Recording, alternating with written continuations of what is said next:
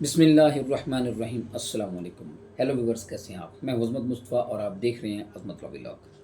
आज इस टॉपिक के बारे में डिस्कस करने जा रहे हैं, वो चेक के हवाले से है। आपको पता है कि चेक के हवाले से बहुत से मुकदमात जो हैं 489F ताज़रात पाकिस्तान की FIRs काफ़ी सारी अब तो रूटीन में FIRs हो रही हैं। तो आज हम डिस्कस करेंगे इस हवाले से। टॉपिक हमारा चेक के हवाले से ये है कि क्या चेक देना कोई जुर्म है? तो इसमें सबसे पहले मेरी गुजारिश ये है कि चेक देना कोई जुर्म नहीं है, क्योंकि चेक एक एक कानूनी जो है वो ट्रांजैक्शन है। आप किसी को चेक दे सकते हैं, आप जो है वो कोई भी ट्रांजैक्शन करें, उस हवाले से लोग रूटीन में काफ़ी सारे चेक देते हैं। कोई बिज़नेस ट्रांजैक्शन में देते हैं, वो किसी से को उधार ले लिया फिर दे देते हैं, यानी कि मुख्तलिफ जो है वो हवाले से वो चेक दे देते हैं। लेकिन सिर्फ चेक का देना कोई जुर्म नहीं बनता। ये बात जो है, मैं सुप्रीम कोर्ट और हाई कोर्ट के काफ़ी सारे इस पे वो फैसले भी हैं जिसमें ये वाज़े तौर पे है कि सिर्फ चेक का देना कोई जुर्म नहीं बनता। अब सवाल ये पैदा होता है कि अगर चेक का देना जुर्म नहीं बनता तो ये 489F की इतनी सारी FIRs, इतने सारे मुकदमे, तो ये क्यों दर्ज हो जाते हैं? अब सवाल ये पैदा होता है। इसमें सूरत हाल ये है कि 489F जो जुर्म है, इसके 3 इंग्रेडिएंट्स हैं, इसके 3 लवाजमात हैं। अगर वो 3 पूरे हों या उनमें से कोई पूरे हों जिससे ये वाज़ेह होता हो कि ये जुर्म बनता है, तो फिर जाकर वो जुर्म बनेगा। नंबर 1 जो है जी, कि जैसे मैंने पहले कहा कि चेक का देना कोई जुर्म नहीं है।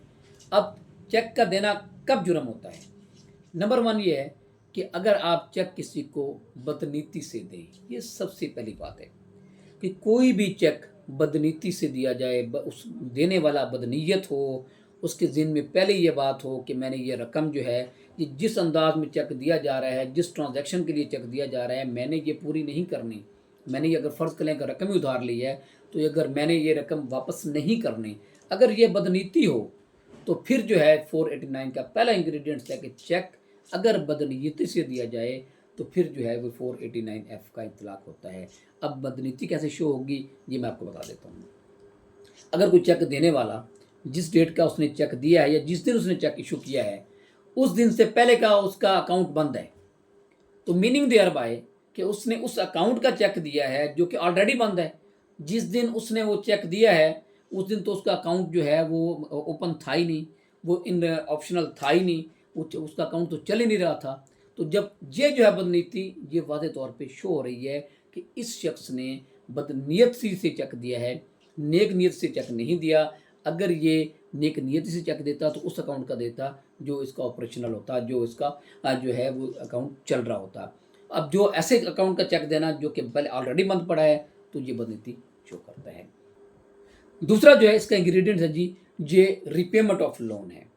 अगर कोई शख्स किसी शख्स से उधार रकम लेता है और उसके एवज वो चेक देता है, जिससे ये बात वाज़ेह हो जाए, हमारी 489F की हर दूसरी FIR वो यही है, बल्कि मैं कहूँगा कि हर FIR यही है जिसमें ये लिखा होता है कि जिसने रकम उधार मांगी, मैंने उधार के पैसे रकम दे दिए और उसने इस उधार के एवज इसने ये मैं चेक दे दिया, जो कि बाज़ अदा जो है मैंने जब बैंक में पेश किया तो वो डिसऑनर हो गया और फिर जो है उस पर स्लिप लग गई, फिर FIR हो गई।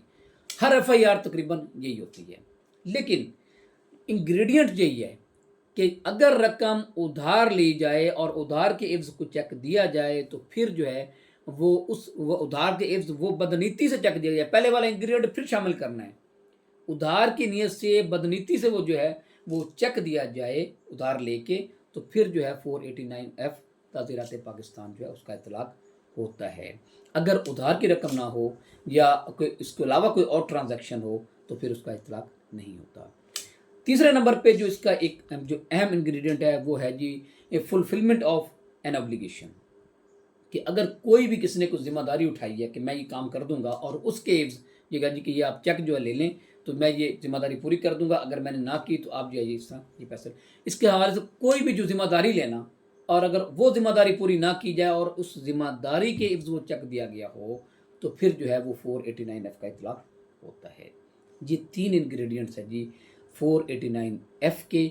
अगर ये 3 इंग्रेडिएंट्स पूरे होंगे तो फिर जाके 489 जो है वो F का इतलाक़ हो सकता है। या इन तीनों में से जैसा कि उधार के लिए रकम है, और अगर उधार का वो चेक रकम ले ली बदनीति से दे दिया, तो फिर भी 489 का इतलाक़ होता है।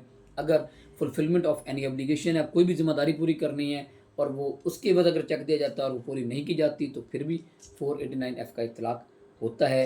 इसके अलावा सिर्फ चेक देना, अब तो चेक को बहुत ज़्यादा मिसयूज़ किया गया है और लोग करते हैं।